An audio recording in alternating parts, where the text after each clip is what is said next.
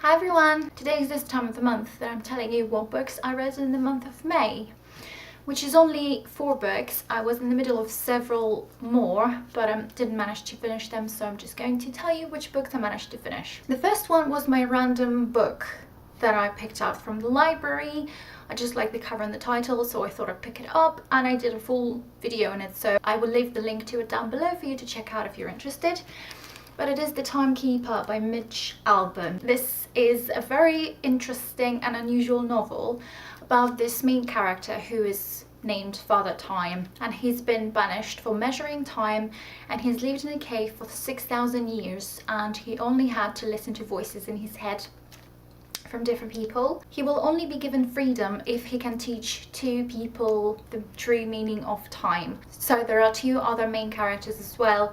A girl who is about to give up on her life, and a very old man who is obsessed with the idea of living forever. So like I said, I did a full video, so kind of a review on this book. So if you're interested, you can check it out. I'm not going to go much into detail, but I gave this book 3.5 stars. It is a short book. It's 200 pages, just over 200 pages. And it is a very, very thought-provoking book. It made me think about time. It made me realize how important time is, how important every minute is. And it made me think of a bunch of other different things, some random things that came to my mind, like for example, freezing people. Is that possible? How would it be in real life, and all that kind of thing. The next book I finished was Gemina by Amy Kaufman and Jay Kristoff, the second book from the Illuminae files. I enjoyed this book a lot less than I enjoyed Illuminae. And if you don't know, Illuminae is about these 2 corporations that are at war over a planet. And basically it is all in this space, set in the spaceship, and there's a disease going on one of the ships and all that kind of thing. I'm not going to tell you the plot of the second book because, I mean, it's not a spoiler. It feels like a completely different story, and I'm assuming that in the third book the 2 storylines will just come together. But it is a continuation, I'm not sure if I'm allowed to tell you what this book is about, so just in case I'm not going to. But for some reason, even the action that happened in this book, I didn't really care for it all that much. The thing that I liked is that there were a few characters who had Russian names, and there were some Russian words involved in it, so that was kind of cool for me. I gave this book 3 stars, but then from time to time I just struggled with it. I didn't care for it a lot of the time, so maybe I should lower it to 2.5. I still enjoyed it, and I still want to continue on with the series because now I'm curious of what's going to happen in the third book, because I think the ending, that's what made me give it 3 stars and not lower than that. The third book that I finished was The Librarian of Auschwitz by Antonia Unterby. I have no idea if I said that correctly, but I listened to this as an audiobook, and I'm planning to make a full review on it. But it is basically set in the period of World War II in Poland, I believe, in one of those concentration camps. It follows the main character, who is a teenage girl. I think she is the librarian, which is obviously forbidden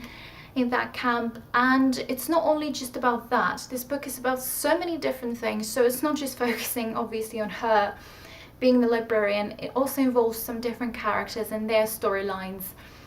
And the thing that I also liked and appreciated, that it is based on real people and real facts. So it is very close to how things were during the period of World War II. I learned quite a lot about people's lives during during that period, how they lived in camps and how their life was and all that kind of thing. I'm definitely going to go much into detail in my review that I'm going to be filming at some point. But I really enjoyed this book, and towards the end I appreciated it more. It took me a very long time to listen to it, about a month, but towards the end I just thought it is a really, really important book.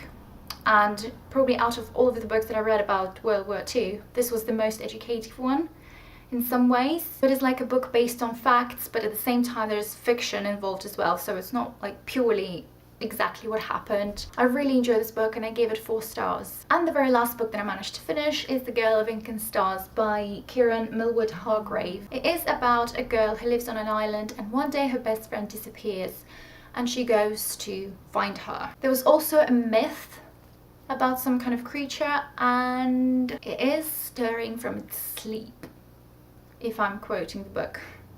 So the premise sounded interesting, but it is a debut novel of the author, and I get that. But at the same time, I didn't enjoy it as much as I thought I would. I only gave it 2 stars because whilst I was reading it, I didn't care for it. There wasn't enough plot into it, I don't think. From time to time it felt dragged, even though it is a short book. It's 215 pages. From time to time I kind of felt confused at what was actually happening.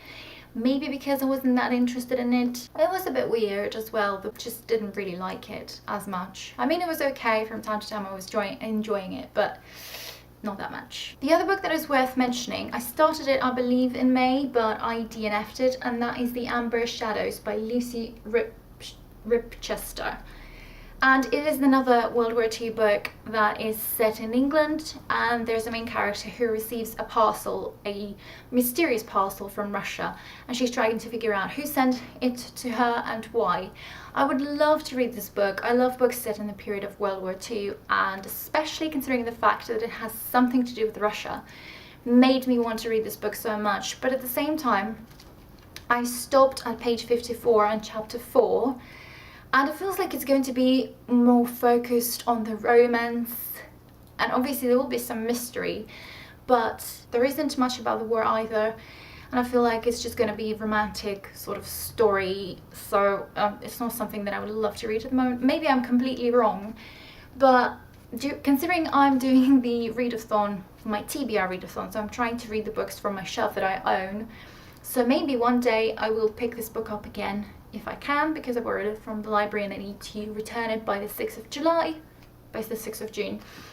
I can't actually read it because I won't be able to read it and I can't renew it, so I'm just going to give it back to the library without finishing it, which is a shame, but oh well. So these are all of the books that I managed to finish in the month of May. Please let me know if you read these books and what you thought of them, and also what was your favourite book of the month. I would love to know. Thank you for watching. Bye!